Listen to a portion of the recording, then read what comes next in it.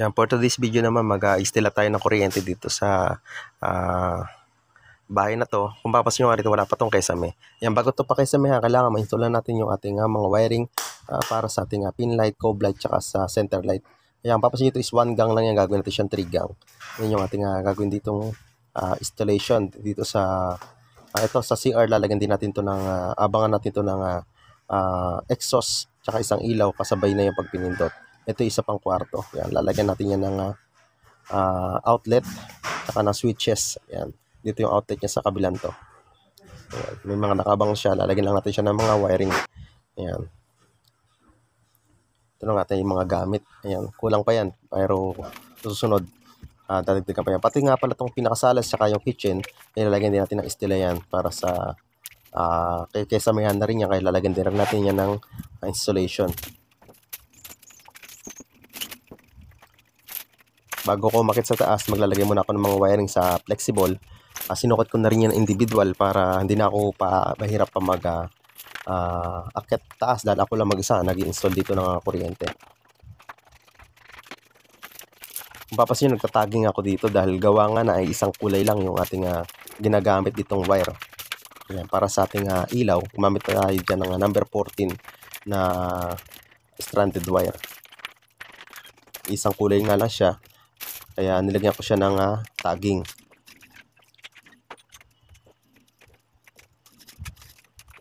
Yan, mag-start na tayo dito magsuot sa flexible hose ng ating mga wiring. At dito sa part na to, medyo maraming wire tayong sinuot. 6 pieces, kaya medyo nahirapan ako rito isuot. Gawa nga ng 3 gang switch. The same time, dun din dadaan yung kanyang outlet. Kaya 6 na piraso tayo na stranded wire yung kaya kasi napakahirap siyang hilahin, gawa nga na medyo may liko pa yan. Buti yung napalusot natin siya dyan. Yan, switches yan, tapos dadaan pa natin dyan. At kasama na natin hinila yan yung para sa outlet. Yan, dito natin palusutin sa outlet. Yan, ito na ating setup ng ating outlet. Yan.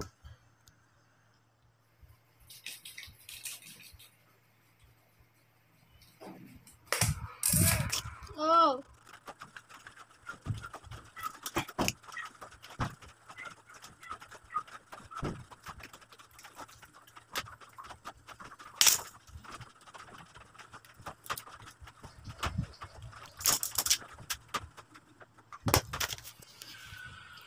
Yan, okay na yung outlet natin dito sa ating isang kwarto. Yan. Dito gagamit naman tayo dito ng 3 gang switch para sa ating pin light, cob light, tsaka center light.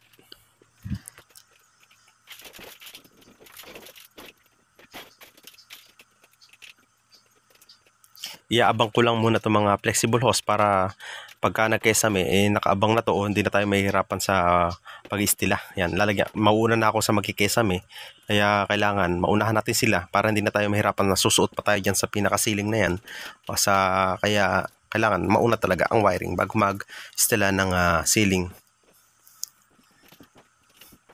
Itatapat na lang nila yan kung saan yung butas ng mga pin light tsaka ng center light. Itatapat na lang nila dyan sa mga naka-direksyon na yan.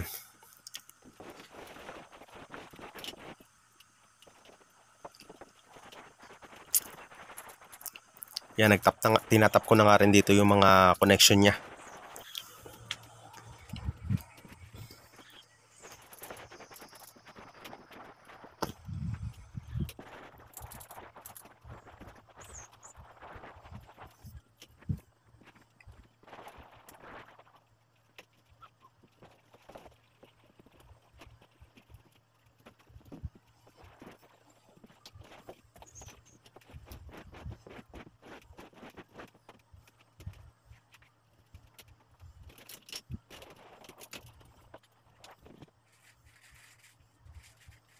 Ito, wiring ko na nga dito yung ating 3 gang switch.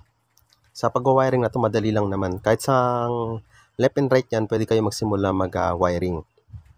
Kahit magkabaligtad, wala tayong problema dyan. Wala naman polarity pagdating sa switch. Nagkakat na nga lang ako dito na pang ating pang jumper. Ayan, jumper lang natin yung isang side na yan. Mali, dalawang jumper lang naman yung kailangan natin dyan.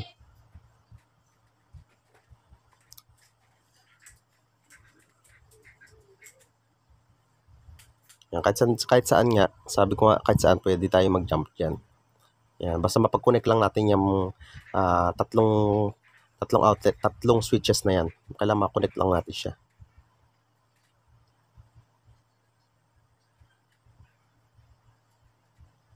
Yan, dalawang jumper lang ang kailangan natin dyan para makakonect na tayo sa switches natin. Yan. Yan, ganun lang kasimple. Dito nga sa pambutas ng ating pin light. Yan. Mag-DIY nga lang ako dyan ng yan, flat bar at saka concrete nail. Ayan. Bali tatlong concrete nail yan.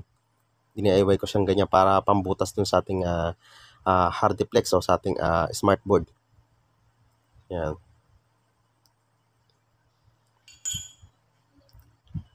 At habang binubutas ko nga to sa smartboard, nagbabaga siya. Kaya isasawsaw ko siya sa tubig para hindi lumambot yung pinakabakal ng ating pambutas para tapos tayo ng ating trabaho rito. Yan. Papasin nyo, ayan, nakalusot yung ating wire doon. Nilubog ko muna siya, tapos gumamit ako ng pattern dito para isang sukat lang lahat na sulok. Ayan. Lagyan ko siya ng tanda, tapos doon tayo magsisimula, o doon natin tutusok yung pinakagitna ng ating drill, saka tayo mag-start na magbutas. Ayan. Sa lahat ng sulok, ganun, gumamit ako dyan ng coffin band o band paper, tapos kinuha ko yung pinaka-center niyan, para sa lahat ng sulok, iisa lang maging sukat ng ating ilaw o pin light.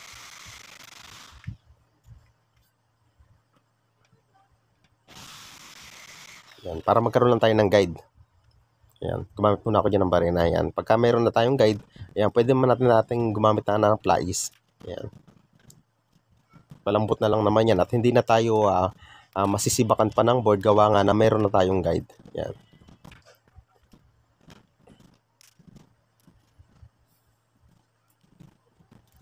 Ayan, madali lang tayo nakapagbutas ng bilog. Ayan, tapos wiring na natin itong mga pin light. Ayan.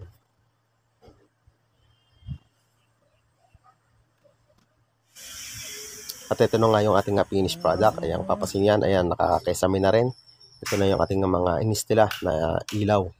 Ayan, napinturahan na nga rin pala yan. Ayan yung ating center light. Ayan, center light na yan. Ayan. Then dito, may mga pin light din tayo nakaabang. Ayan, under ating pin light. Bali, 6 na pirasong pin light to. Then, meron din tayo ditong strip light. O sa may cob light, meron din tayo dyan. Ngayon, ayan. Sa center light, sa taas, meron tayo dyan, tsaka rito sa gilid. Yan, napakaganda nga tingnan. Yan, meron din tayo dyan. Siyempre, dito sa CR, meron din tayo dyan ilaw. Ayan, hindi nga lang siya naka-ayos pa. Kasabay na natin yan sa ating exhaust fan. Rito, yan, hindi pa rin siya ayos masyado dahil wala pa yung ibang ilaw. Ayan na yung ating finish. Ayan. Dito sa ating kitchen. Yan, meron din tayo ditong trigang. Gawa nga na center light, pin light, tsaka cob light yung nilagay natin dito. Ayan. Dito warm naman. Doon naman blue. Ayan. Tapos dito sa isang kwarto. Ayan. Yung extend, meron pa to sa likod, sa kusina. Ayan. Di ko lang din pinakita. Ayan. Yun ang ating finished product. Ayan. Thanks for watching.